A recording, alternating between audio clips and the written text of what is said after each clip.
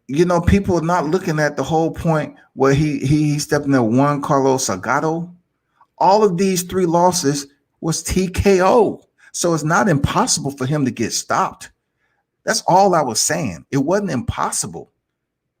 That's what I'm saying. Like Ryan Garcia goes in there and dig to Linares' body, who has over 50 professional fights. He may get him up out of there quicker than Vasyl Lomachenko. So he loses to Vasyl Lomachenko, who's not really that dude. But he loses. This is what I'm trying to tell my astute live chat. The battalion. Listen up. Why are you all telling Ryan Garcia to go in here and face Jorge Linares? I got J8 telling me he's still a credible name. I mean, Mitch. He's still a credible name when he just came off Pablo Cesar Cano. TKO loss, 2019. The last time we seen Adrian Broner in the freaking ring. After Lomachenko, he had 1 win via KO, and he went in there against Pablo Cesar Cano and lost via TKO.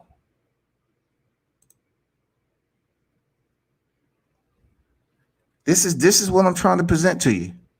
This is what I'm trying to present. This is 2021 now.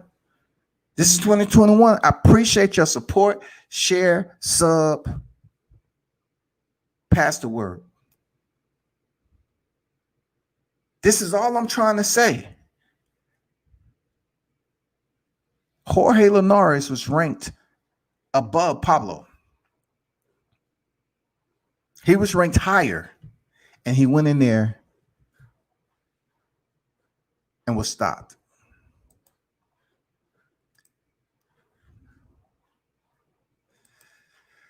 Oh my God. I need the feedback. Jay said, man, Ryan Garcia fighting Dwayne. Listen to me right here. Listen to me. I ain't gonna be mad at Ryan if he goes in there and fight The Rock. The Rock is so juiced up. This motherfucker might goddamn have shit coming out his body that make Ryan Garcia test positive after the fight. Shit. That motherfucker's so goddamn juiced. Man, hey, Ryan probably may potentially beat him, dog, because he can goddamn gas him out. You walking around with all that muscle, you gonna gas the fuck out.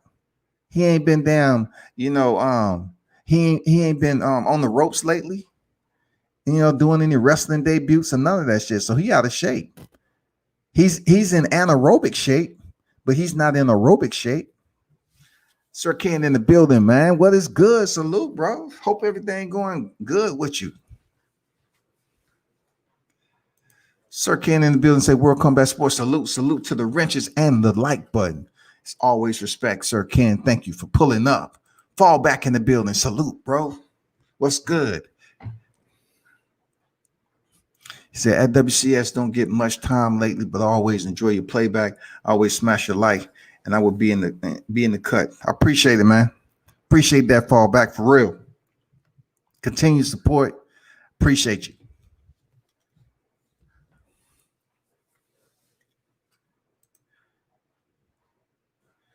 Mitch said 47.5 is solid. Man, stop playing, dog. Mitch been taking a damn fine-tooth comb out lately. So, Mitch, listen up, Mitch. Listen up.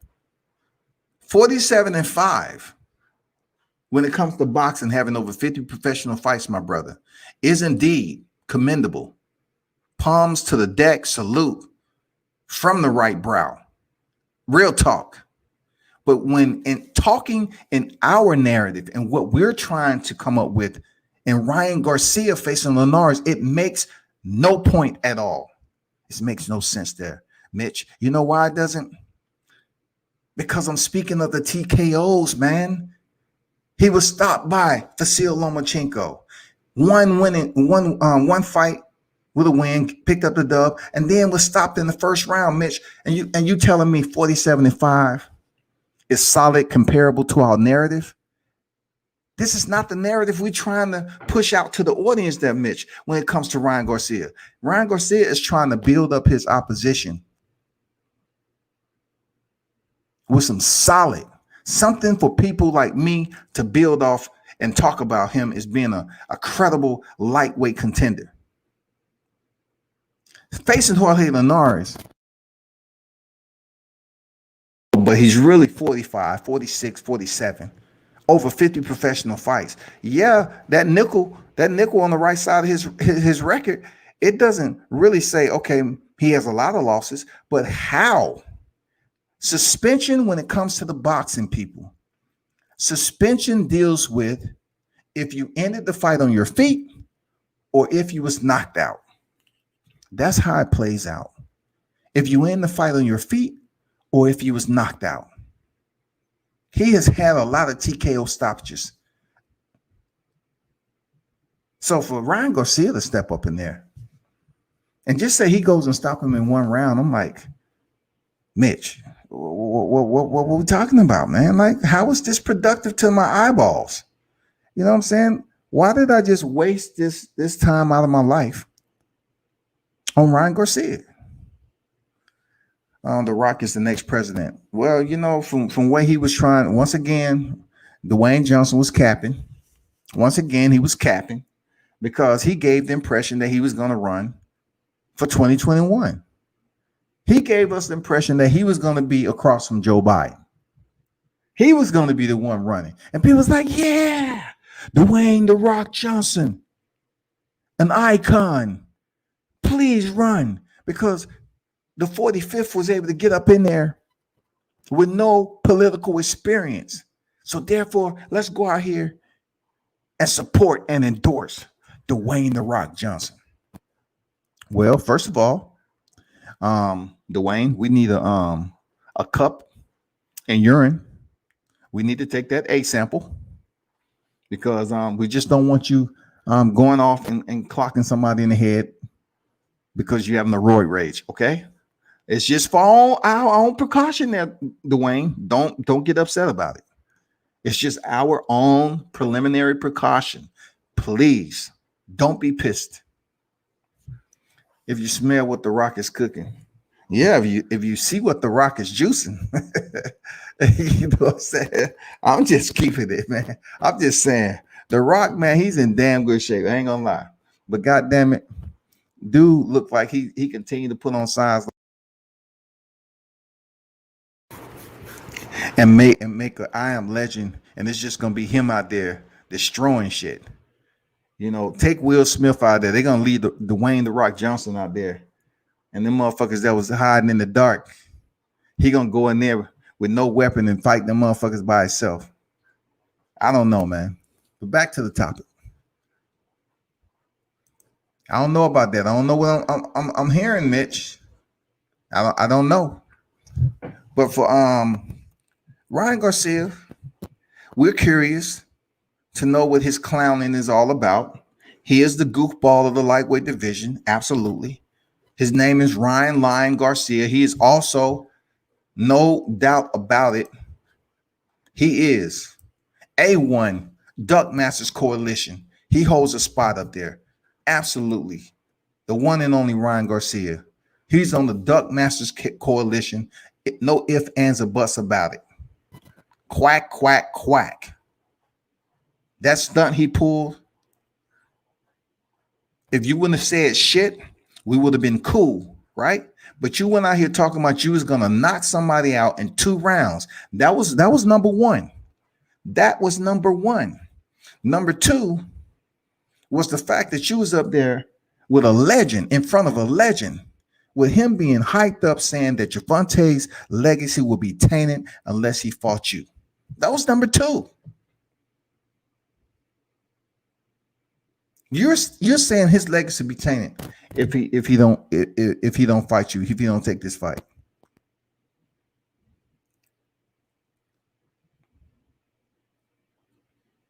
And number three, your pullout game. Your pullout game. Woo! Had everybody going, and then come up here. Oh, I got a bigger fight. You know, I'll just come back in fight Javante. I do everything I need to do to get that fight with Javante. I'll do everything I need to do. I'll get that fight later on. But right now, I have a bigger fight. I just can't say anything about it. It's just like you folding up that letter when, those of you that came up during these times when, we didn't have mobile phones. We used to write stuff on a letter to a girl we like. Hello, I like you. Do you want to go together? Oh my God. Do you want to go together? I like you. And you fold that shit up and you hand it to the female. Back then, when you handed the note to the female, she pretty much knew, damn, he's passing me a note. Then sums up.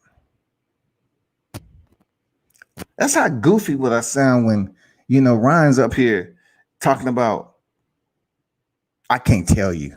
It's a secret. I can't say anything about it. I can't say anything about it. But yet, it was rumored that you and Javante was talking 10 minutes before you even walked out to the ring with Luke Campbell. You jump on the mic and call out Javante and just say, fuck Devin Haney. He ain't worth my time. That's my boy. I'm just going to keep him on the back burner. The entire way that you moved in the scope of that scenario was absolutely prime duck. It was extremely goofy there, Ryan. Ryan Lyon. It was extremely goofy what you did. Because we had a hard time digesting that you would even call out Javante, that you were serious. Then with that lack of confidence, like that semi-optimism that we had, we gave you the benefit of the doubt to say, you know what, maybe he's still a little loopy from Luke Campbell's left hand. He might be able to sign the fight with Javante. He get out here and talk all this shit, put on a motherfucking prom outfit with a bow tie and go to Hot Box and want to prove to the people to get his name out there like he was really going to step in there with that monster, that Baltimore monster. Anyway, let me move on, man. Loma was ranked 1, beating fighters like Luke Campbell and Jorge Linares. I want trip if Ryan Garcia gets the fight. That's another small test for Garcia. Nakatani, Tank, Tio, Haney all beat Ryan. But if he's trying to build, then that's a whole different story. If he's trying to build, Ryan Garcia is trying to build up. We can't just be up here taking crazy ass fights, in the lightweight division, because that's a hot division right now. You know what I'm saying? Check this out though.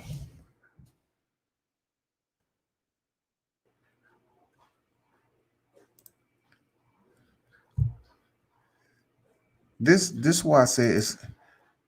Hold up for a second.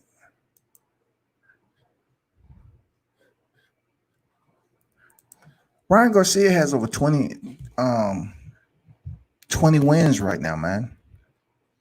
So for him to step over there and face a guy like Jorge Linares, look at his record, because I looked at this before. So look at his record with the amount of losses. Carlos Morales, 2 losses. Rodriguez, 3. Jose Lopez, 3. Romero Dono, 1 loss. Francisco Fonseca, who's been all around from 35 to 40, back down to 30, back up to 35. He stopped him. He had 2 losses. Then Luke Campbell, 3. So with that said, is going up to a fighter that has more boxing, has more fights, period, over 50 fights with 5 losses. But once again, the 5 seems like a handful, right? But when it comes down to how he lost, is the question. What does he get out of that fight if he cannot do it better than Cano? If Ryan Garcia cannot do it better than Cano, what is he to gain? What is he to gain? If he cannot do it in 1, what is Ryan Garcia to gain? Jorge Linares has proven that he can be stopped. He's proven that. He's proven it earlier. He's proven it back to back. He's proven it even with Vasil Lomachenko. He's proven it even with Kano. He's proven he can get stopped. Those 5 handful of losses there, Mitch, why would it look like a bow tie on Ryan Garcia's record, my brother? Why? What am I not picking up here? Why would he want to go over there and fight Jorge Linares, who's getting knocked out, who's being stopped? That's all I'm saying. Ryan faking Jax Garcia. Man, Ryan Garcia's a goofball, man. Seriously. I can't take this cat serious. You know what I'm saying? I don't take him as serious as I take criticizing Haney for his moves. Because Ryan Garcia, he's not even at the top of the food chain, but he's just like food right now. Ryan Garcia is being moved to the top for food.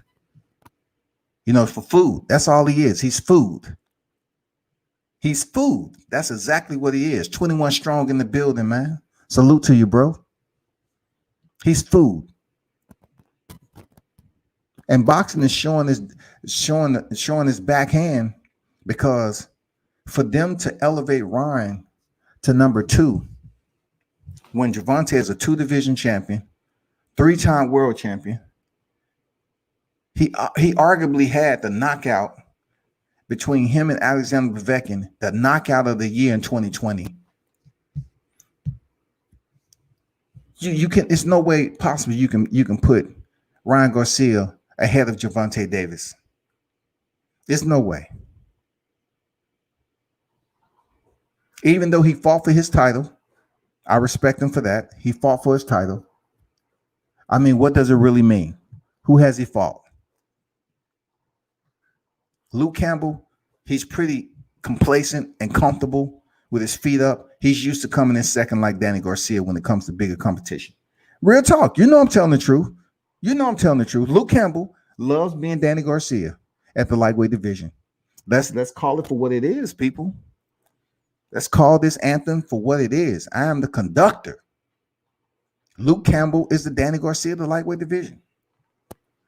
It's true. It's true. Ooh, ooh, ooh. Oh, it's true. That shit is real. So let's just get off that narrative with Ryan Garcia facing Jorge Linares, Mitch. Just let that go. Let that go. Can I get a double shot for Mitch? Get a double shot. This cat, it's Friday. Man, goddamn, get this man a double shot. And bring out 15 lemon pepper wings, man. He needs some on his stomach, get his head right for the club. Because he trying to get Ryan Garcia this Jorge Linares fight. No, get him 2 double shot of hen dog, and bring out 15-piece lemon pepper. You know what I'm saying? So he can calm down and relax. Because that is not what we want to see. We do not want to see Ryan Garcia and Jorge Linares anytime soon. No way. Not even.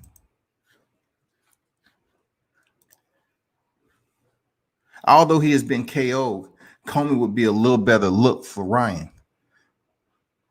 Listen, I would look. Ryan is just recently coming off a stoppage of Teofimo Lopez, right? But if I pull up Richard Comey's record right now, you're not going to have him. Like I say before, fighters get suspended. The length of their suspension is dependent on how they lost. If you were knocked out in your loss, of course your suspension is going to be longer. And plus, when it comes to being medically fit to fight again in a certain period of time, you have to be clear. You have to first wait for your suspension to clear, and then you have to get medically cleared. That's how boxing works, man. You have to get medically cleared. Richard Comey and Ryan Garcia, I like that fight, man. Let's since you brought the name up there, it's Friday. Let's pull up man Richard Comey. the former Guyana champion, you know what I'm saying? World champion. Real talk. Salute. So Richard Comey only has 3 losses, right? And one distinct difference that we see right off the rip. One distinct difference, people.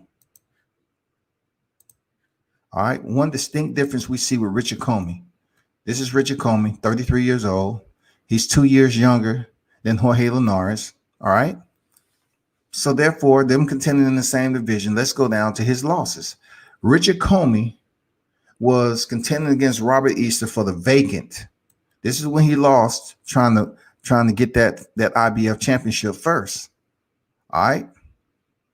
And then he was successful up here with Isa Shanaev.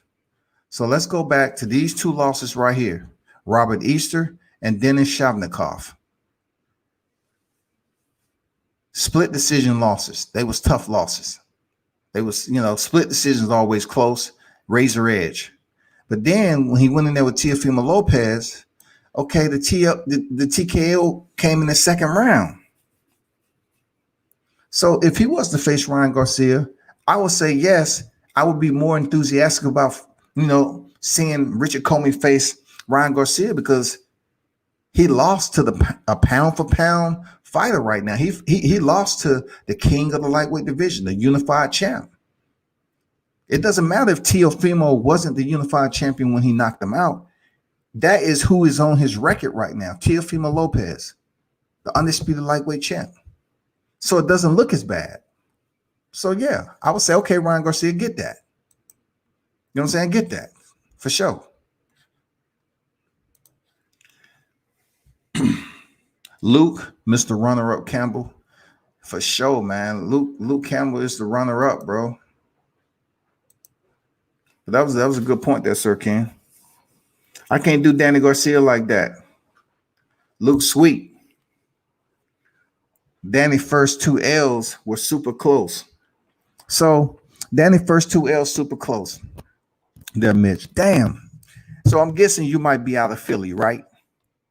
So is it really truly super close? Let me just peel this onion back right quick, Shawty, because that's what I do. So what we talking about? So he went in there and he tiptoed in 2 fights leading up to the welterweight division in the first place. You know what I'm saying? He fought Balka, I think at 141, I believe. And then he faced Lamont Peterson at 143. All right. So he goes up there and have his, fight, his third fight, real fight at 147. He fight for a vacant title. So he didn't defeat nobody for that title. You heard me say that before. He didn't defeat anybody for that title. He won it, right? He defended one time against Samuel Vargas. And then he goes in there against who? One and only Keith Thurman. Boom. Loses to Keith Thurman. Loses to Keith Thurman. Then up the line, he have a win. He ended up getting an opportunity to go in there with the one and only Sean Porter for the vacant WBC title. Another vacant title. He fought Robert Ghost Guerrero for the vacant WBC, lost it to Keith Thurman. Keith Thurman came up with injuries and left the sport and all this other shit. And he has the opportunity to go back in there and fight for the vacant for a second time in the welterweight division. He loses. Then we all know what happened to his last fight. So for you to say super close, he's losing to big names, Mitch. He's losing to the Keith one-time Thurmans, Sean Showtime Porter, and Errol Spence. He's losing to the big names in the welterweight division for which he's supposed to be on the same level as they are. He's ranked top 3. You know what I'm saying? This is Danny Swift Garcia. He's ranked top 3, bro.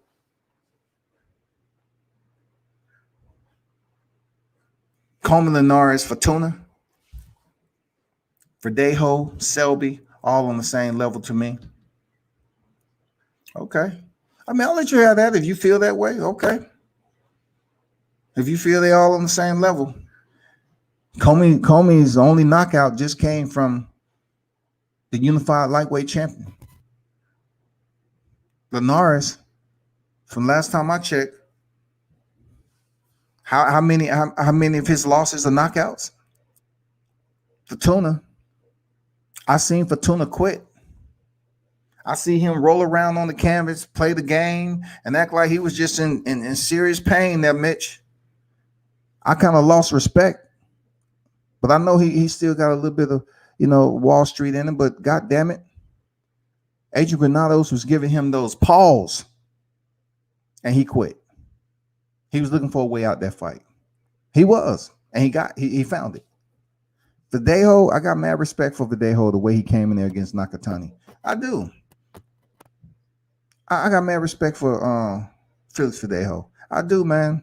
He went in there all out warfare. Felix Verdejo, I know at that one point in time when he got that second neck, he was able to earn that second knockdown. He was saying to himself, I can do this shit, man. I'm good. But he wasn't thinking smart not to get into that rolly-itis, loading up on all his shit. Because the one that made changes in there was Nakatani. He made the changes. It didn't look like he was making changes, but he did. He stayed close and he felt the power and he made the changes. It was incredible, man. He tired out Felix Verdejo and stopped him. And Selby, come on, man. Come on. Aren't we trying to get a Lee Selby fight? Aren't we trying to get that? I'm putting my money on Comey. Yeah, I'm putting my money on Comey to knock Garcia out. A lot of people look at the fight he had with Ray Beltran. That stylistically matched up real nice, just like a tuxedo for Comey. He said, okay, cool. This is great. You wasn't going to get too much movement from Beltran. That's cool. And so, Comey shined in that fight. Campbell in there too. He and Mitch, I agree, except for Comey. Danny has never beaten a champion to get his belts. That's all I'm saying, 21. I mean, Danny Garcia at welterweight right now, he hasn't beaten a champion. He hasn't. And how are you going to be considered? And I always be putting this shit different. I mean, pulling out different flashcards on this shit out of recall, right? Out of recall memory, right? But then I look at Danny Garcia and say, how are you supposed to be a true welterweight, then turn around and look worse than Mikey Garcia did when he moved up 2 weight classes from 35? Don't tell me Mikey Garcia moved up 1 division. No, he dropped back and finished 135, got Robert Easter out of there, and then moved up to face Spence. Mikey Garcia came up out of there like he can just go right out, shower up and go out to the damn club and have a good time. Danny Garcia looked like he was heading straight to the ER. That just goes to show you something is missing in the training camp with Danny Garcia. He's never going to get rid of his pops. Danny Garcia is never going to get rid of Angel. Believe that. It's a love there. And you know what? He may feel if he puts his father on the back burner, it's going to mess up whatever they got going on. You know what I'm saying? I don't know. But something's missing. Shouts to Philly, not from there though. Upstate NY over here. Man, upstate NY still will support a Philly fighter. I'm assuming. Still, they'll support him. I'm assuming. You know what I'm saying? But hey, hold on. Why is this? Y'all didn't tell me the banner. Hold up. This banner did not save. I have the wrong freaking banner up there. God damn it. I'm gonna put that up there. Shit. But anyway, man, y'all gotta let me know I had the wrong banner up there, man. That shit, I actually changed it and it didn't even save, man. Let me get this right. It's nothing but let me get this right. Let me get this banner right, because that's an easy fix. Damn. Boom. Okay. That's what's supposed to be up there. Okay, Angelo Leo and Stephen Fulton, man. I know this shit going down in Connecticut.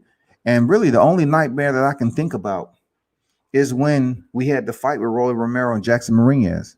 Am I saying that Floyd Mayweather is going to get this shit done like that again? It's possible.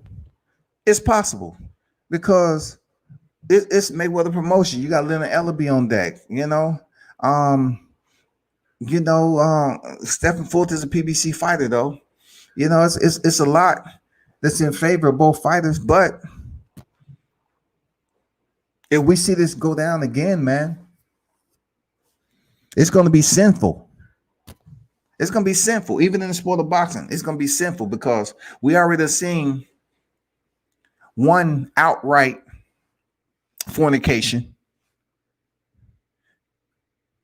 with the abuse that was received and absolutely blatantly robbing Jackson Mariñez of that win.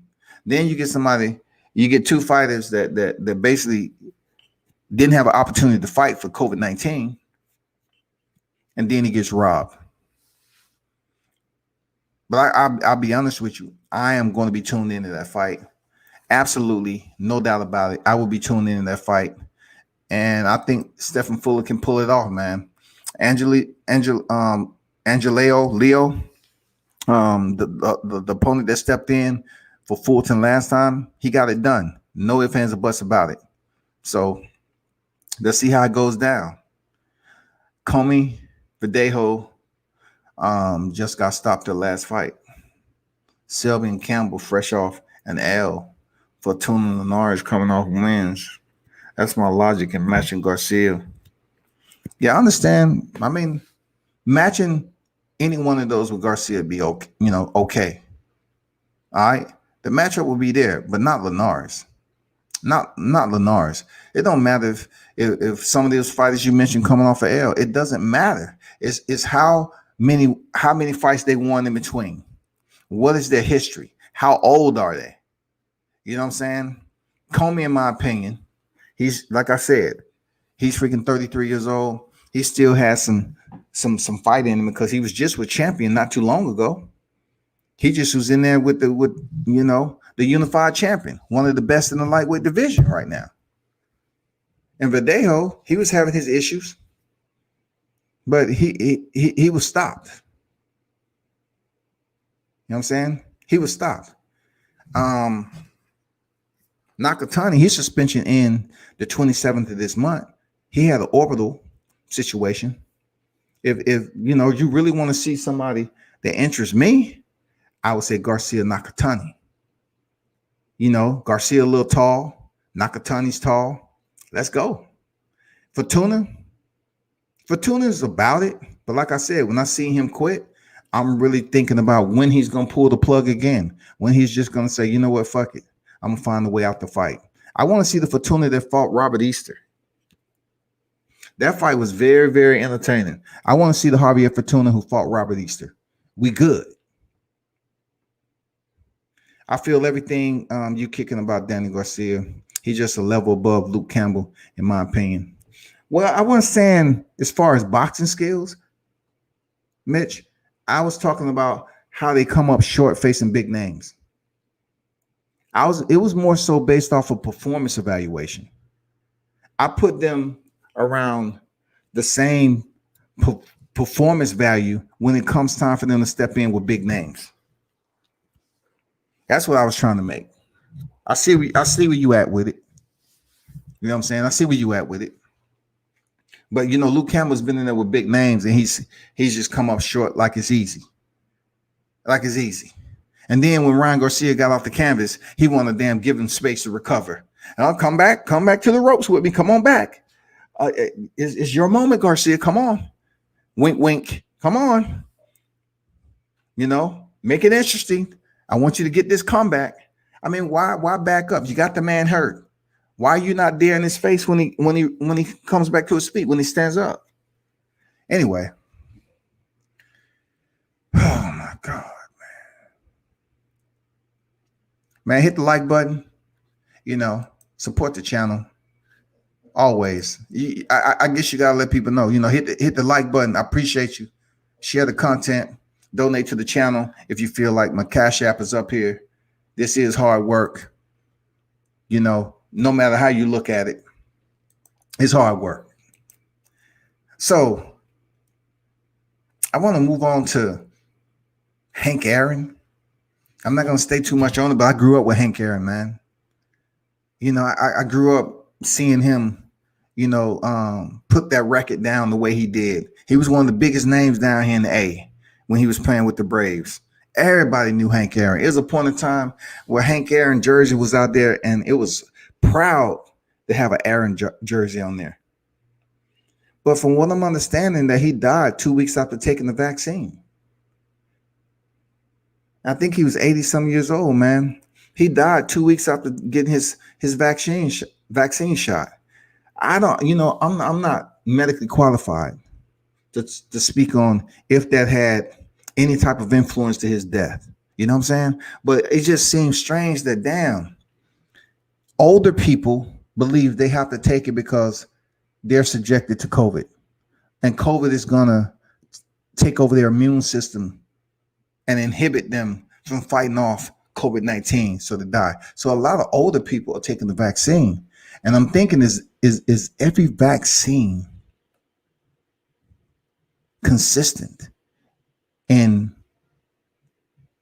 how is what it is, the properties are the properties in the vaccine the same? Because if they're not the same, you might have properties in the vaccine that actually work adversely in giving a shot to somebody older. It may be too much.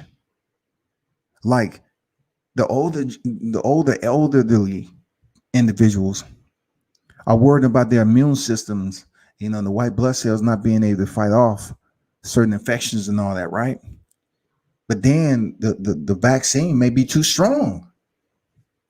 Because the people when I'm here, I just spoke to my boy, and he said, yeah, I went out here and got the vaccine for a second time. I said, why you do that? I mean, what the fuck? Why are you doing that? And he told me his reason for doing it. I said, so how you feel? He said, man, I felt sore, sluggish and shit for a little bit. So I just have to, because he had just received it, like I guess when I called him, he had received it like 2 days ago. And I didn't know that. But he said, he felt a little sluggish. He didn't feel that good. So, I'm gonna hit him back up this weekend and see what's going on, since it was, early this week. Yeah, that's where we at, man. Nakatani and Ryan would be interesting. I would like to see that fight. Nakatani not gonna back up. Yeah, I like Nakatani, man. Masayoshi Nakatani. Height, Dozo. I think he's a tough fighter. I hope his eyes not mess up as much as people saying it is.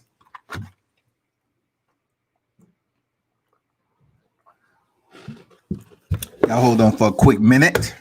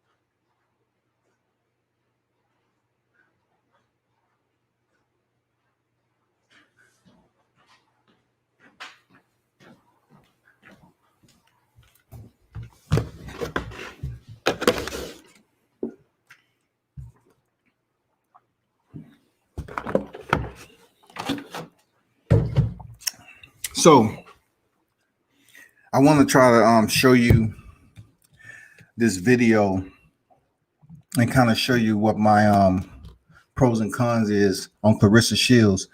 She has a video out.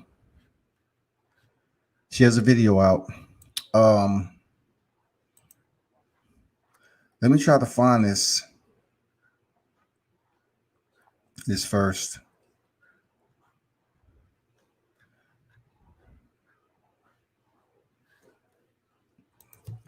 And I want to share screen.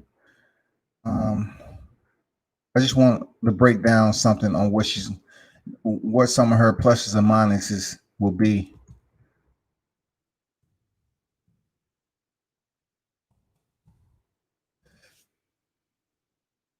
It's very important to know how. Where's this video at? Did they take that shit down? I don't want to see the ones with her kicking. I don't want to see any of that. But damn, I looked at a video today.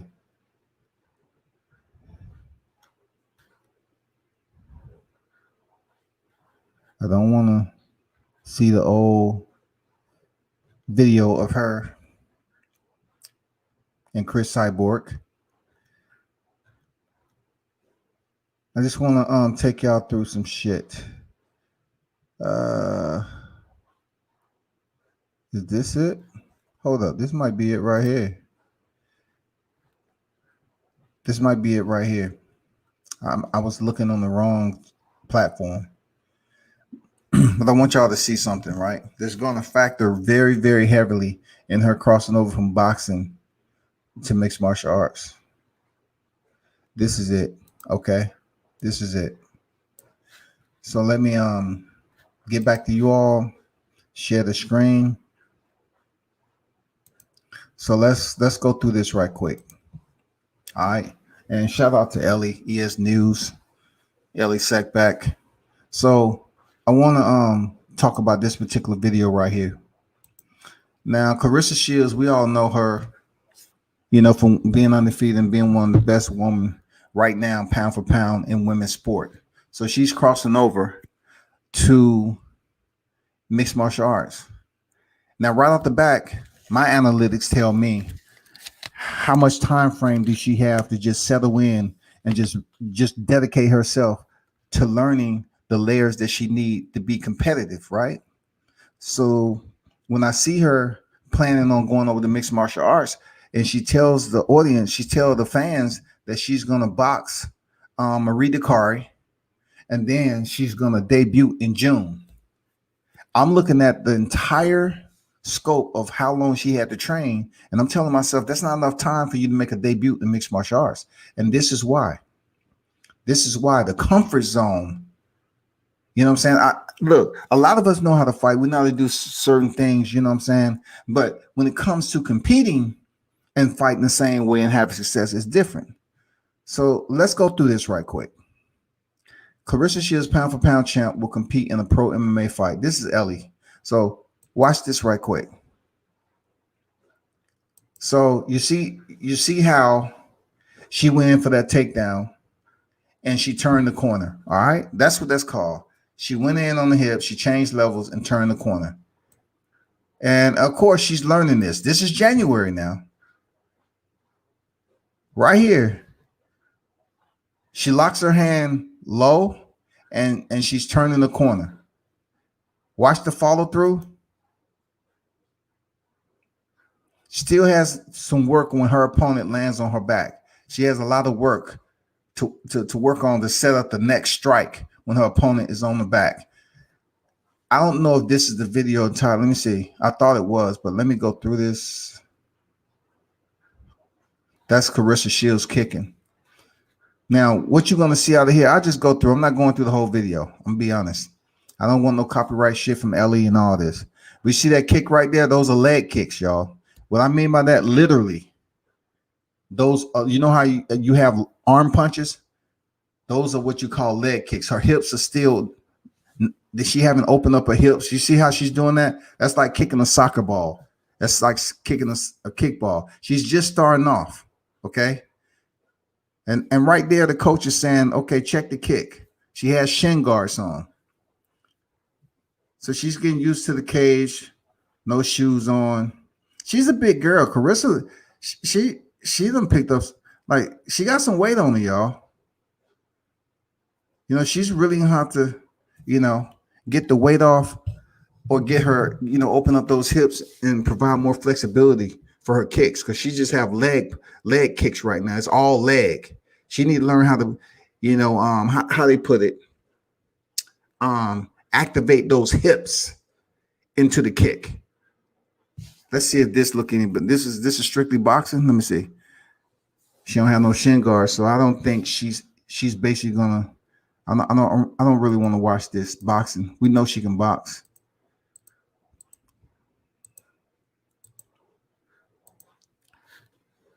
I thought this was a video. It was a portion of the video. So let's go to this one right here, Fight Hub. Okay. Shout out to Fight Hub. This is site Fight Hub. 678 million views. They doing some views, ain't they? So nice. Okay. So this is a sped up video of Carissa Shields, and she still has leg punches. Leg punches is her dragging her leg, and she's just knowing what the target is. She's including punches and kicks together, which is great. That's great. Setting up those combinations. That's great. She already know how to box. I can tell her right leg is her, a more better leg than her left. See how high her right leg is? Her right leg is more of unique height to it and comfort zone. Look at when she kicking, look at where her hand is, not to be counted with another leg kick. Now, this is 18-time boxing world champion Holly Holmes and former 135-pound bantamweight women UFC mixed martial arts champion. She's the one that head kicked Ronda Rousey. Now she's learning from one of the best now. What this is going to do is allow her variety in her striking. This is going to allow Carissa Shields a variety of technique in her striking. But her hips are so stiff right now. She's learning. She's going to have to remediate. You cannot just be switching up the boxing and MMA and expect for those hips to open up like that. Because right now, everything is like dragging. You see how quick Holly popped that kick up there? Look at that question mark kick. That teep up the middle. That shit is fluent. Look how quick she kicked head level, Holly Holmes.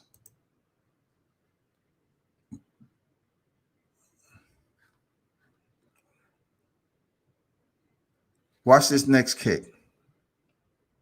And this is what Carissa's going to have to be concerned about, keeping her hands up. You're in mixed martial arts right now. See? Carissa didn't even move her head on that. Y'all seen that? She didn't even move her head. She didn't even see it coming. That shit was so quick. Look at that.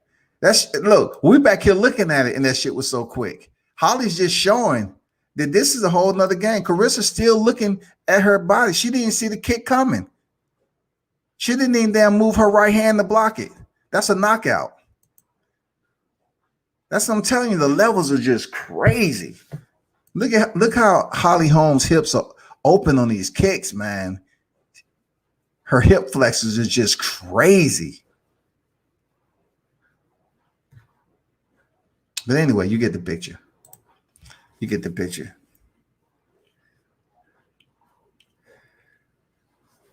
I don't want to watch an interview right now. None of that. I don't want to watch Amanda Nunes really tell some truth. Carissa Shields' first day of kicking and training began with Amanda Nunes. I don't know what they're talking about training Amanda Nunes. Amanda Nunes, she's far from Amanda Nunes. Let's get it straight. Let's go to this one right here. And I think this is going to be my last one with her because I'm missing the video that actually shows her working on her wrestling. So did you just see that kick again? Her hips, how she's struggling to throw that kick. At least she's putting combination kicks, punch combination together. Punch kick combinations, rather. Punch kick combinations. 1-2 kick. Working on some knees. sped up camera footage. They shouldn't do this shit. I know it's all promotion, but at the end of the day, she has to get in there and do it herself. Going for the single leg and the double leg and changing levels. And let me tell y'all something. Y'all should be throwing flowers at my feet when y'all see me. There should be a parade in the street in Flint, Michigan, even though it's cold right now. Because what I'm about to do is about to be something so great. And I got to work so hard. Y'all should be throwing rose petals at my feet. See, that's what people was upset about. She was telling people from Flint, Michigan, they should be throwing rose petals at her feet. And she hasn't even did anything yet in the sport of mixed martial arts. You haven't did anything. So why would you tell people from Flint, Michigan, who, you know what I'm saying, they already know who you are, but you don't have the pedigree that you have in mixed martial arts than you do boxing. You're certified in boxing from the amateurs all the way up to the pros. You're absolutely certified, real talk. You certified. But with mixed martial arts, just because you had a training session and your body's probably feeling like a sack of potatoes right now, you might have some question marks floating around there. Do I really want to go through this shit? Do I want to go through this wrestling training, kicking inside of her motherfucking, I mean, where she have to damn extend those kicks up? That shit is sore. Inside, outside leg kicks, her glutes, hamstring, quads, calves, all that shit is feeling it. And you have to condition your body. You know the deal. Y'all have to condition your body to get used to that shit. Oh my God.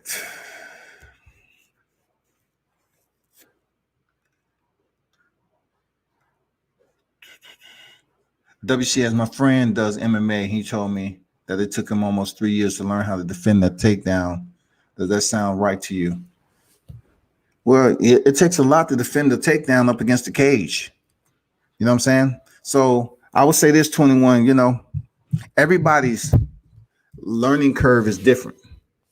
I'd be lying to you if I say, okay, it took him 3 years. Why? It depends on what else he had going on. Was he training, you know, takedown? Did he have a wrestling background? Did he not have a single ounce of wrestling background? You know, you have to ask, what was his foundation? Was his foundation Taekwondo, a stand-up striking art? You know, did he have a little wrestling? Because obviously the ones that wrestle is going to have quicker turnaround to take down the fence than ones who just coming in here with karate, you know, judoka, taekwondo, you know what I'm saying, kempo, whatever you want, Muay Thai. They're going to have a longer time inside the cage learning how to defend the takedown. But 3 years? I'm not sure, man. I don't know who he is. I don't know what his conditioning like. But I can understand where he's coming from, probably in a sense that there's so many ways that you have to defend a takedown in mixed martial arts. Single leg, double leg, clinching, up against the cage. You know what I'm saying? The constant level changes that goes on in the clinch. They just don't, you know, they can have an over-under. You have to learn how to defend a takedown from someone that has you pinned up against the cage, and all of a sudden they go from over-under, or they have two underhooks, and they quickly change levels, lock their hands, and take you for a ride. You have to defend all the arms and the legs. That's the one thing about MMA. Your feet and your arms can be moving differently, doing certain things, restraining the body, working on certain submissions, setting your opponent up with traps. It's going to be tough for her to start taking some heavy kicks behind those knees into the lower cast at first. Yeah, man. And another thing, you know, it's a good point you brought that up, because she has to start learning how to take kicks. Like I emphasize that Holly Holmes kick.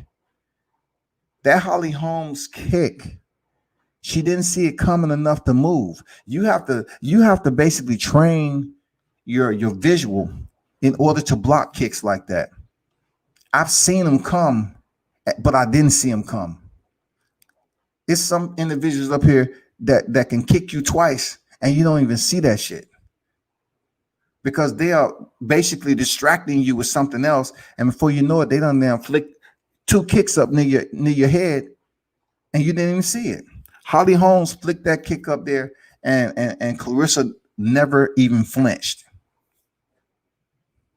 If they was in a fight and that kick landed, it's KO. It's KO City. It KO in the worst way, and that's why I'm just saying, like, I'm wondering how she's gonna fare in mixed martial arts once she's in a position that she never experienced before. Like, just let's just say, for instance, she get hit with an elbow. When she get cracked with an elbow, is she just gonna lose everything? Is she just gonna lose all her focus? And she just get pissed, you know what I'm saying, and lose all her bearing? You know, she get cracked with an elbow and they split her open and she see her own blood. What is she gonna do? What if her opponent continues to kick her in her calf? Because Carissa has big legs. She used to fight a heavyweight in the Olympics. She's a big woman now. What happened when they start lighting them legs up?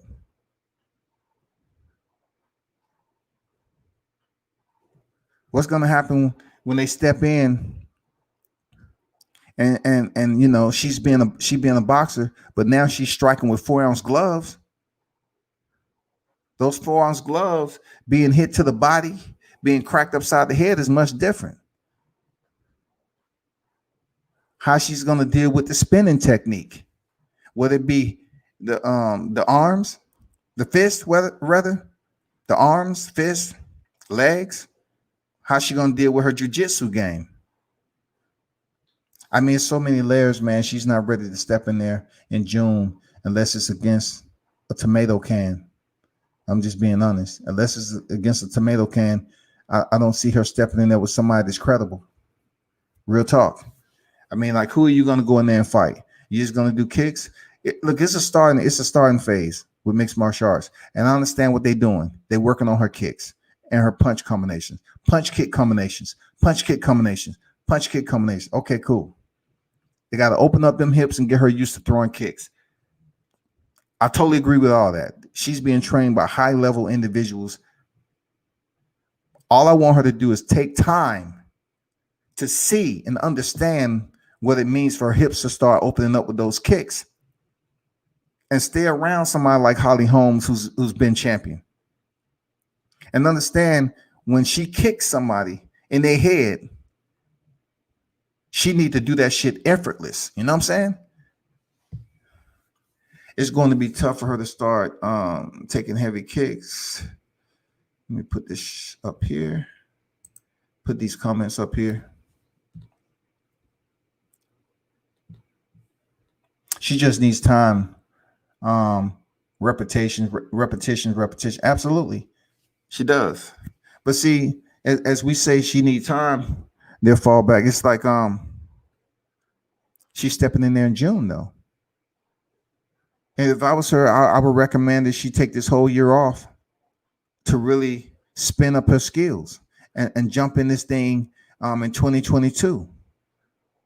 But from my understanding, she's saying she's not going to come. First of all, let's clear something up. She signed with the PFL. She signed with the Professional Fighters League, right? So they're a tournament-based organization. Now she can go over there and fight. They can set up her, 2 soft touches. She says she's going to fight twice before she jump in the tournament. I don't think she's ready for a tournament in 2022. Because if she's fighting 155, my girl Laura Sanchez is still at 155, I believe, if she's still with the PFL. And she's fought in neighboring countries, at USF MMA, the amateur mixed martial arts. I mean, she's medaled over there too. So, if Michaela Harrison, the judoka champion, the Olympic champion, who's currently the champion at 155 at the PFL, that's Carissa's friend, so to speak, right now. From what I'm hearing, she possibly could be moving down to featherweight 145 to allow Carissa Shields to do what she want to do at 155. I don't know. But I know for a fact if Kayla Harrison fight Carissa at any given moment, 2021, 2022, she would just beat her all out with her experience in mixed martial arts already. But we're talking about two different Olympic backgrounds. Judo deals with throws, kicks, grappling, and of course, boxing with Carissa, it deals with boxing. So who would I fear to do that? As long as she can get in, and she'll get in because she has kicks. So if Harrison can get in on Carissa close, lock her up, clinch, then she can work on changing levels and taking her to the ground.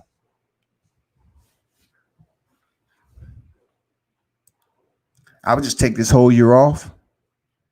Yeah. Oh, I didn't know she was I mentioned that. She's at Jackson Wink, high level, elite, had world champions out of there.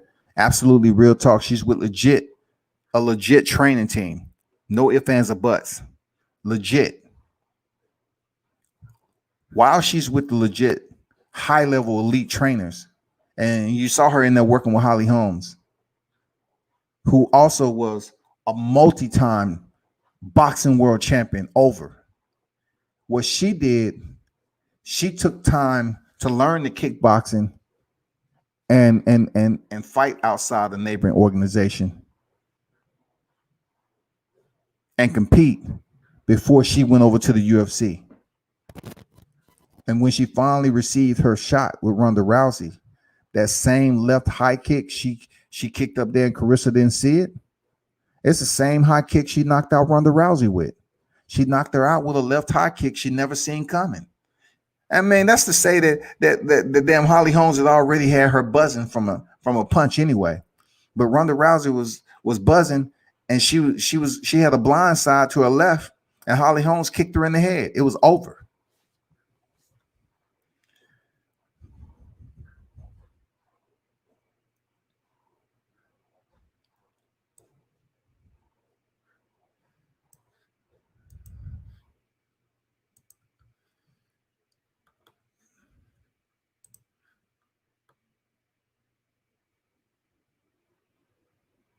What's going on, D-Ray? How you feel, man? Salute to you, bro. Shields need stretching and yoga to open the hips. Agree. Wholeheartedly agree. Yoga. Over and over again. Yoga. Real talk. You ain't never lied. Do you know wrestling? Do you know wrestling background? Yeah, a little bit. I mean, this is what I know about wrestling, right? Wrestling, I would tell anybody, it's always good to get wrestling into your repertoire when it comes to potentially moving on to mixed martial arts. In general, like I would say two things to start your kid off: wrestling, BJJ. You know what I'm saying? Have them in BJJ wrestling. You know what I'm saying? But wrestling is remediation. You have to get used to having somebody on top of you and working from a less dominant position, and then working from the top position and learning how to control your opponent from the top. All of that is repetition and mat time. BJJ and wrestling requires the same thing. Mat time, y'all.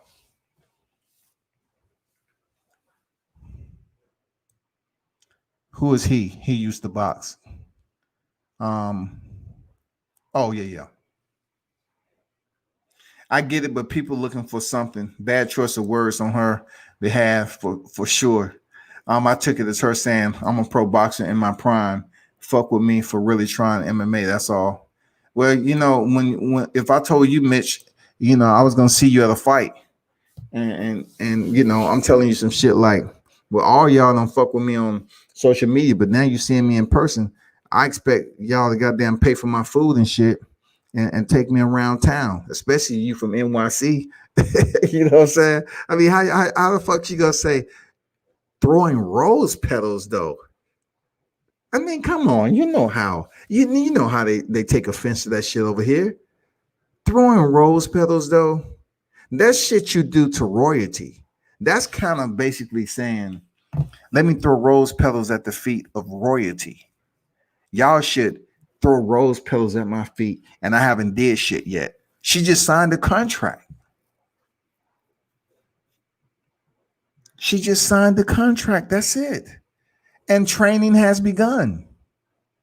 So why should Flint, Michigan throw rose petals at her feet, all because she's trying to do something other fighters have done? Practice. Let your performance speak, and they will throw rose petals at your feet. Tory Lane's the only one out here throwing shit at bitches' feet. So if Tory Lanez threw them motherfuckers, how did they get out the casing though? Because Tory Lanez said, so how do you know I shot you if you didn't see me? Tory said, so how did I shoot you and you didn't see me shoot you? You just saying, oh, well, I got shot from behind. If you got shot from behind, how do you know I shot you though? You didn't see me shoot you. But man, hey, that's just funny right there, man. Tory Lane was throwing bullets at their feet at Megan Thee Stallion. Shit, that's hilarious, man. But we'll continue to follow what she has going on. You know what I'm saying? We'll continue to see, hopefully, her progress. That's the only thing I can say about that. She has a ways to go. And one good point that Mitch made, yoga. Take that yoga, stretch that shit out. You know, goddamn, continue to just work on your flexibility, remediate. You know what I'm saying? What was that Bruce Lee said? He said something to the extent, you can practice on 100 different techniques, but he would rather practice on doing something 1,000 times, practice on one thing 1,000 times or something like that. Practice on a punch 1,000 times rather than practice on multiple disciplines, you know, shit that you haven't mastered. You know, if I were her, just continue to work, remediate, work on your damn form. Form is everything when you first starting off, and then when you get naturally acclimated and knowing how to execute that shit up there so easily, like Holly Holmes. Like when Holly Holmes kick, she's very long with it. Like she's very long with her kick, and it pops up just like a damn slingshot. Pop, before you know it, you on the canvas, goddamn sleep. And I'm no way comparing Carissa Shields to Holly Holmes. She's just starting out. Nowhere. That'd be straight up hating. Real talk. But I'm saying, as far as her jumping in the cage, I would suggest that she just hold that June debut, because I'm pretty sure she knows she's going to get an opponent that's out the YMCA. Serious. She might get a stock lady from Walmart. The person who freaking actually dumped the chicken in Popeyes. She's not going to get a worthy opponent, man. I don't care what she say. She gets somebody who knows how to throw down. It's going to be a problem. They can throw down. They can just have a stand-up game. You have 5 minutes per round. Carissa is used to fighting 2 minutes per round with boxing gloves. It's a difference. Your mind have to be able to navigate for 5 minutes and then knowing what offensive game plan you're going to execute towards your opposition. It's much freaking different than being in there in a 2-minute round, knowing that the bell is about to ring and you just getting warmed up. 5 minutes is a bitch, boy. 5 minutes ain't no joke, man. That shit's for real. You know what I'm saying? That shit is for real. Believe that.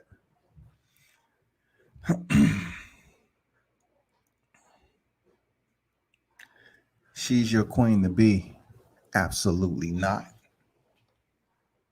Absolutely not. Damn, D. Jefferson on here. Let's see what D. Jefferson got to say. What's good, D? What's up, bro? How you feel, bro? I ain't see you back here. My bag. What you been up to, man? Man, just working and shit. What's going on? What you got cooking? Oh man, I just been on here talking about earlier Ryan Garcia being a goofball.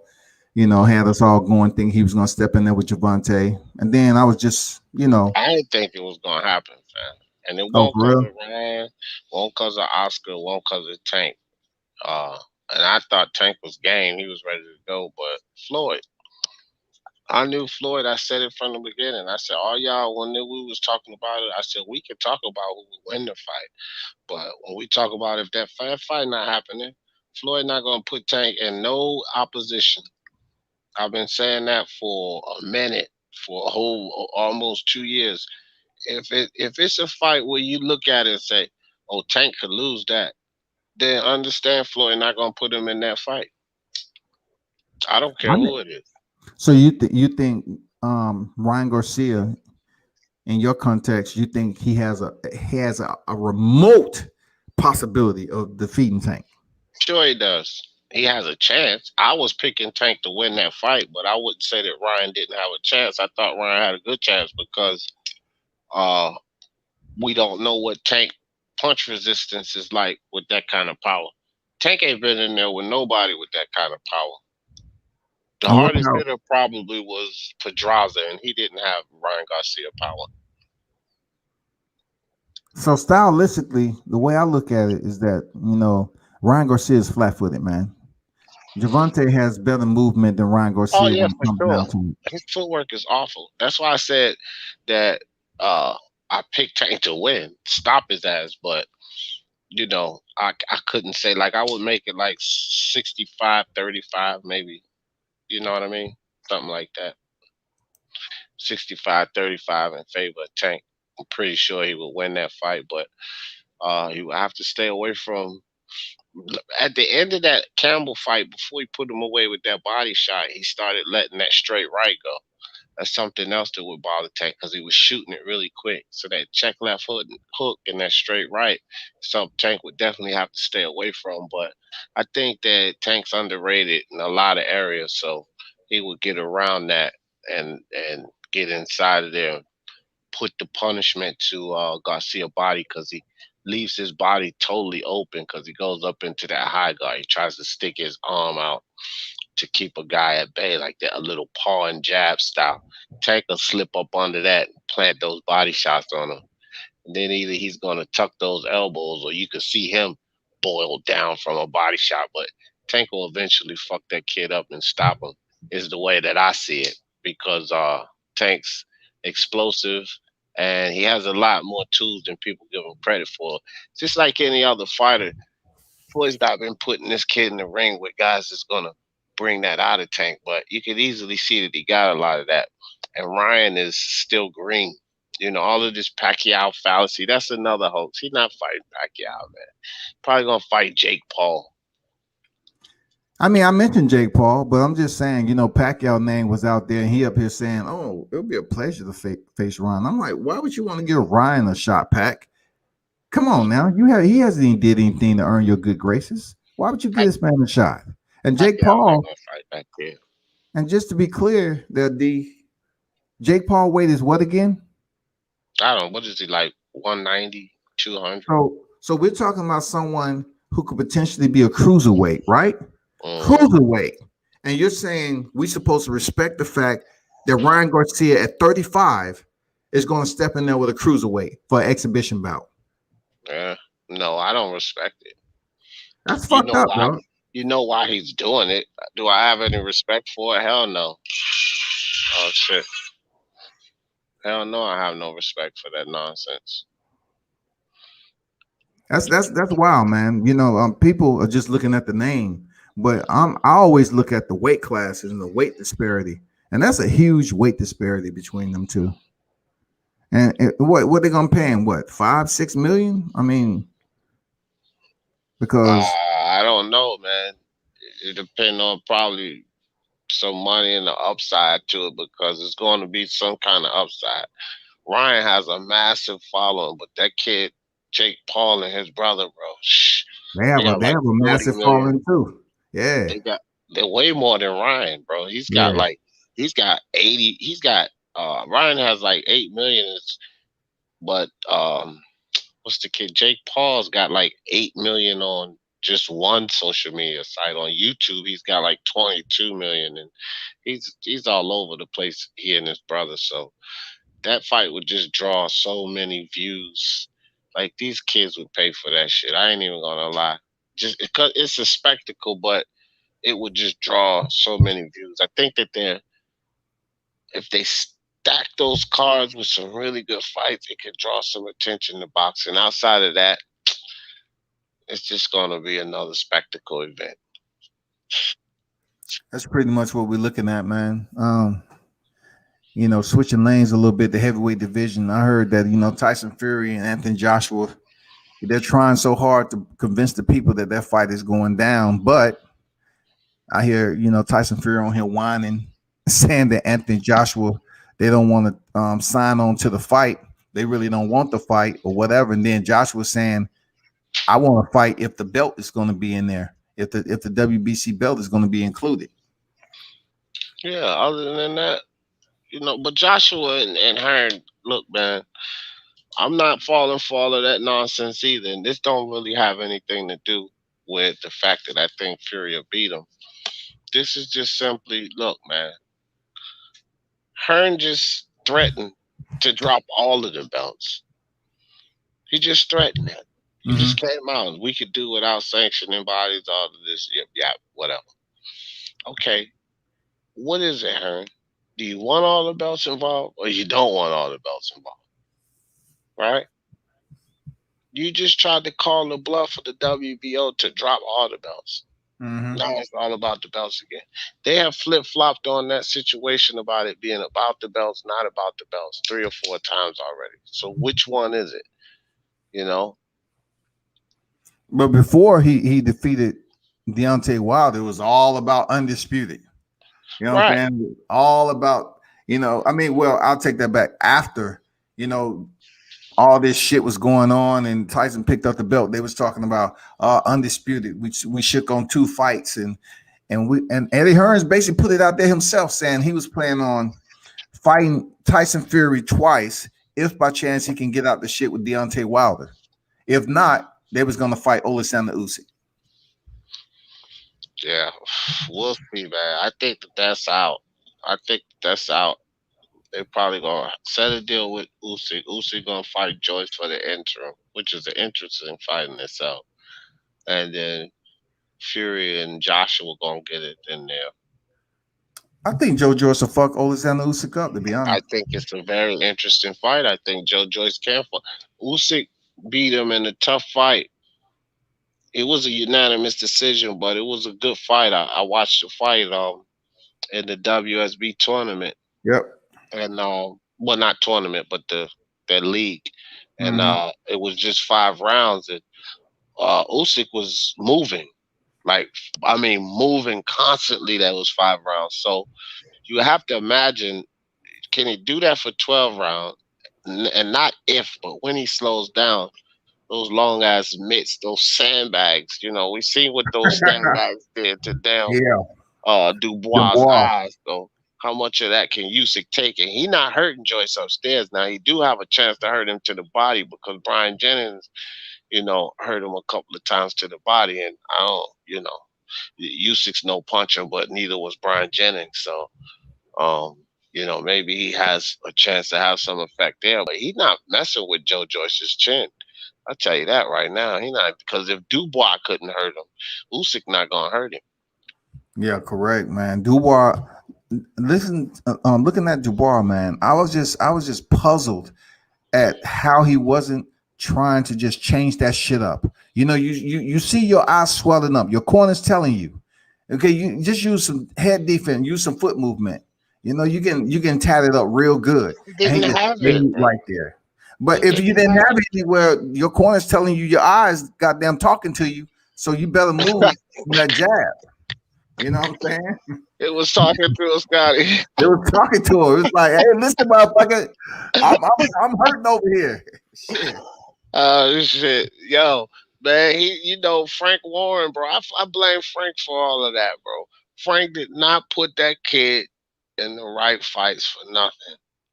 I He thought he was didn't. ready though. They say he was ready for Joyce, man. No, bro. I knew he wasn't ready for Joyce. I knew with every being in my body that that dude was not ready for Joyce. I knew he wasn't ready for Joyce. I called 10th round knockout, fam. It's all on my channel and everything. I said that Joyce was gonna stop him. I told everybody, Ring IQ, Julius, Ring IQ. I said, Julius, no sir, no sir. I said Joyce gonna stop that kid.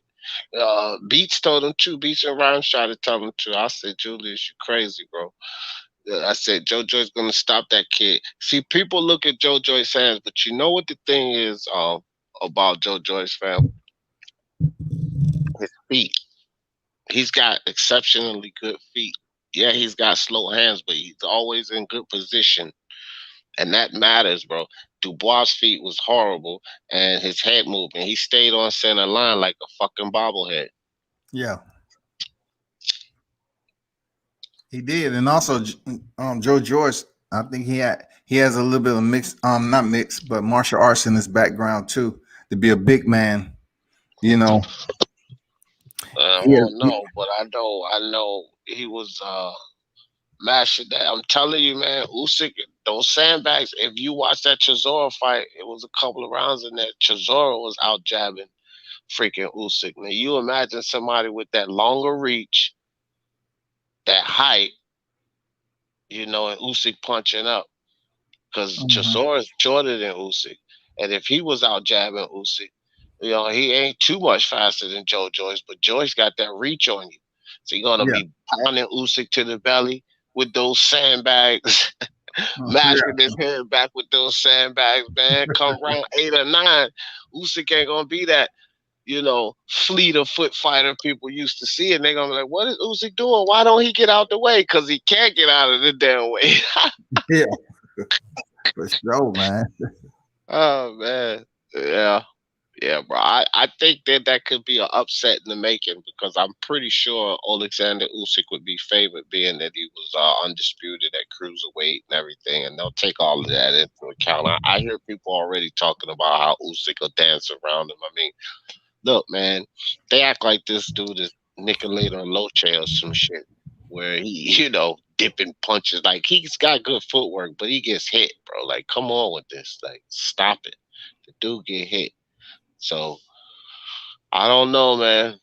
I will have to see that Usyk and Joyce. I think that's a good matchup. Which fight you looking forward to see coming up, man?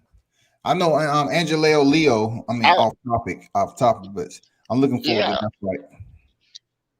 I was just getting ready to say that Stephen Fulton because I hear a lot of people picking Leo. I think Fulton gonna pull through that fight. Man, they picking Leo because they don't know too much about Fulton. Fulton Man, in box.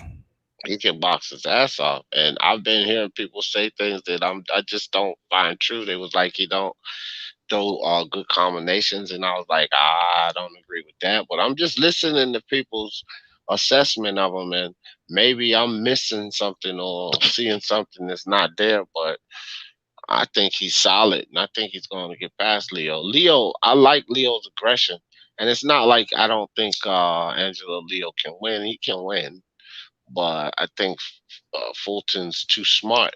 I think he's got a better IQ than people give him credit for, and his footwork they're not paying attention to. Footwork's so important in the game, and a lot of people don't pay attention to the footwork or the jab. Like, man, you get a fighter with solid footwork, really good footwork, and a nice jab, maybe hard to beat. You don't even a lot of times you don't have to have the best power if you have the good footwork and the jab. You stay away from that opponent, keep them behind the jab, work off the jab. You know what I mean? Mm-hmm. Hard to beat a fighter like that. Hey, I heard that Bob Arum is trying to advocate to the MSG Madison Square Garden to potentially open up to have the Teofimo Lopez versus George Kambosos fight. I mean, the Aussies couldn't get that venue. Yep. So which I'm made just curious to know how much influence and weight Bob Aaron will have. Just trying to get them to do something because that shit's been closed down. So man, he not getting them to do shit in New York. With the way they going crazy in New York, they rioting and shit. Bob, I don't know. Bob Arum just delaying the fans, fam. That's what I think. He just delaying the fans with that bullshit. That dude ain't gonna be able to get them to do nothing in New York right now. it New might feel York, sorry for him, man. Shit. New York and DC, they're not making no movement right now. DC on lock, New York on lock. Nope, I none haven't of I that. haven't heard I haven't heard I talked to some cats over there. I really haven't heard anything bad over there about, you know, people riding and stealing and doing that. I just That's because that they got they've National been on Guard lockdown. in the They've damn been on street. lockdown for COVID.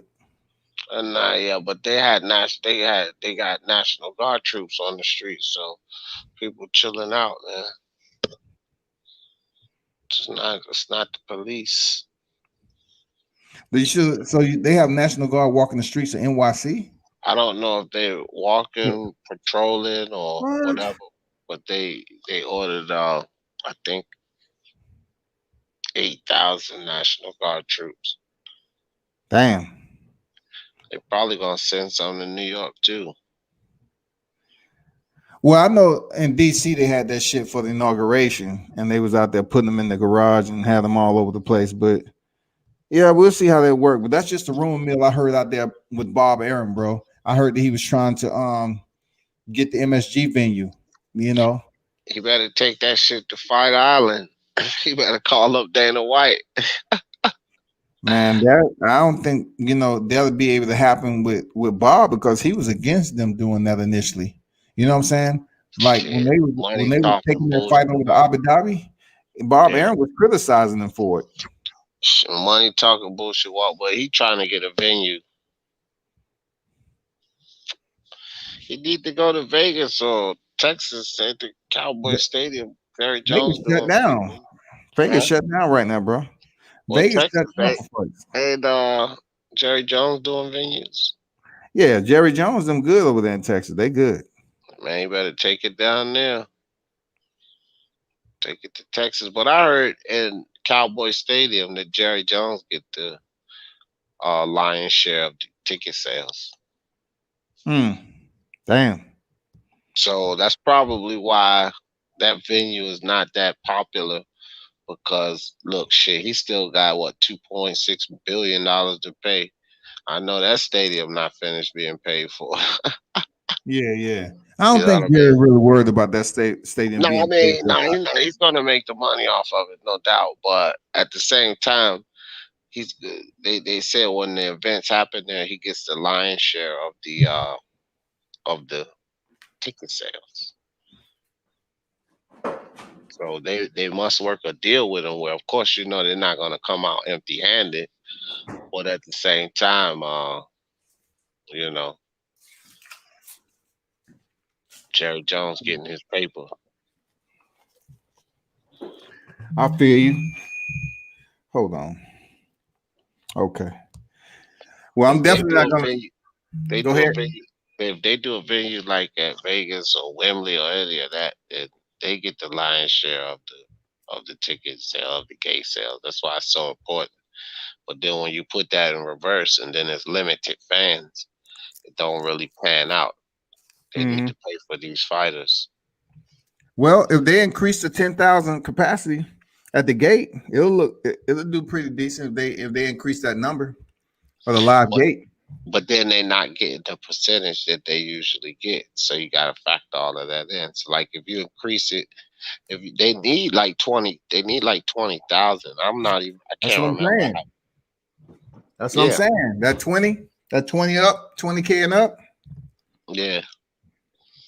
But they getting less than 50% though, bro. If they get like, in the upper 65, 70% versus another venue, even if you take it up like 10,000, they still get less than 50% of the cut. So they still not covering their bases.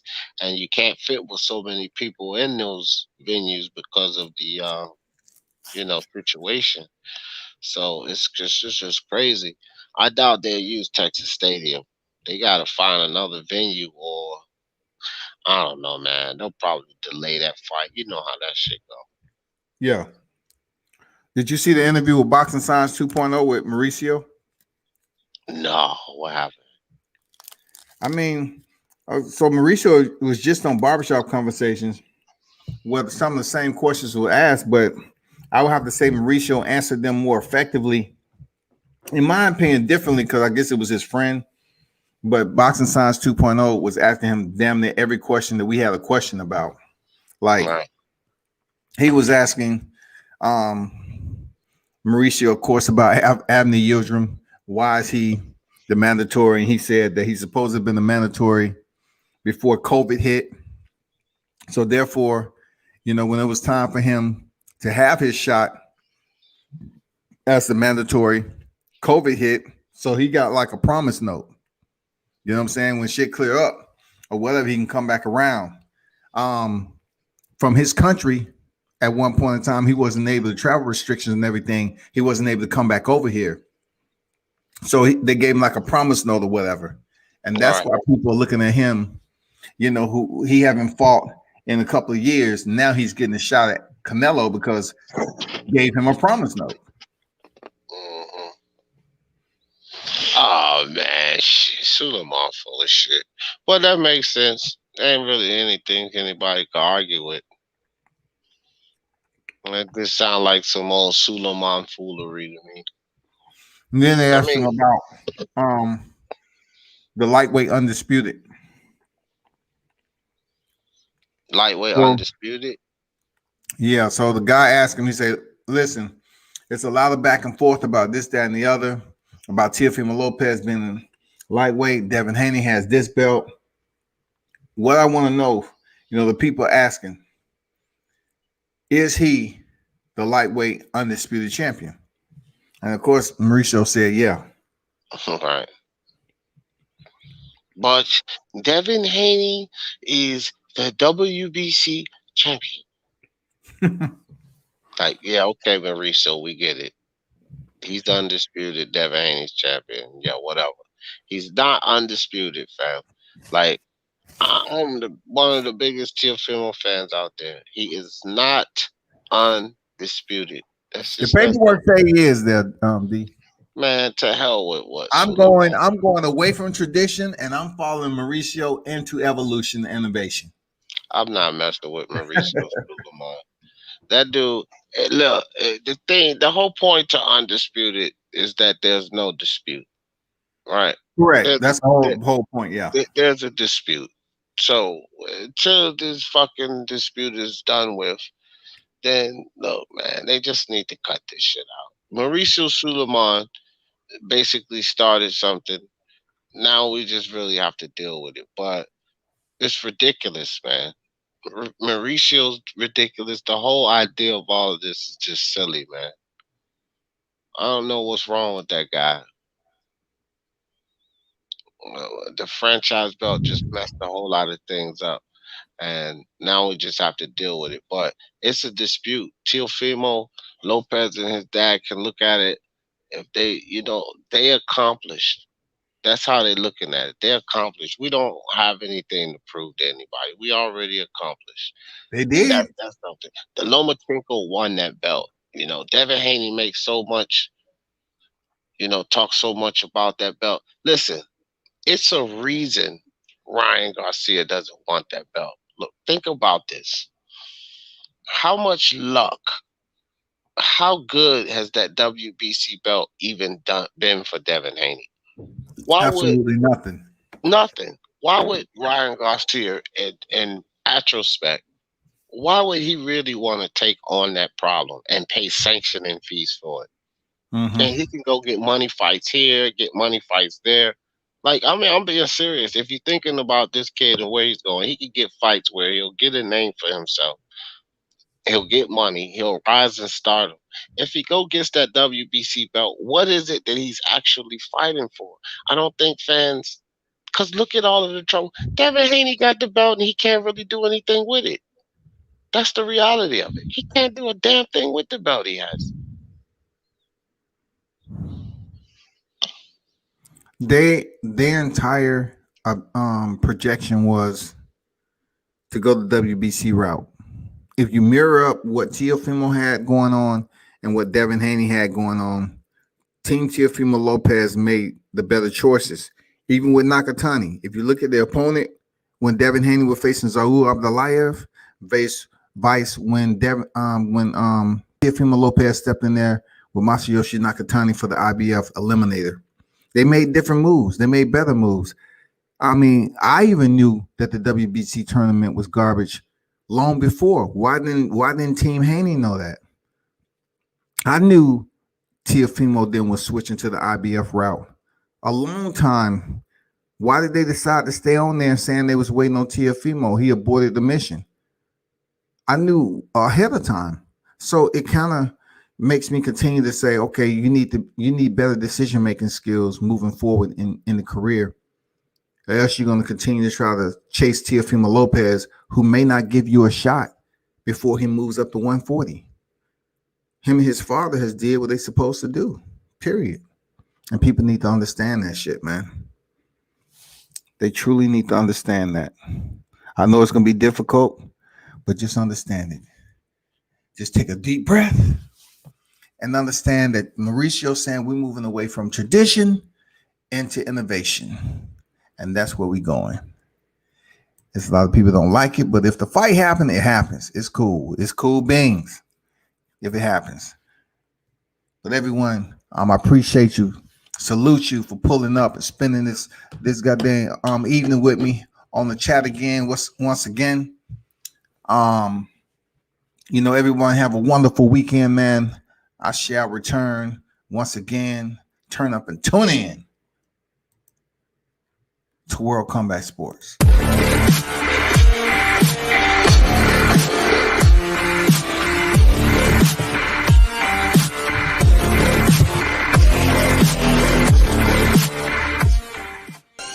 What up? It's your boy Roy Jones Jr. And right now you tune in to World Combat Sports.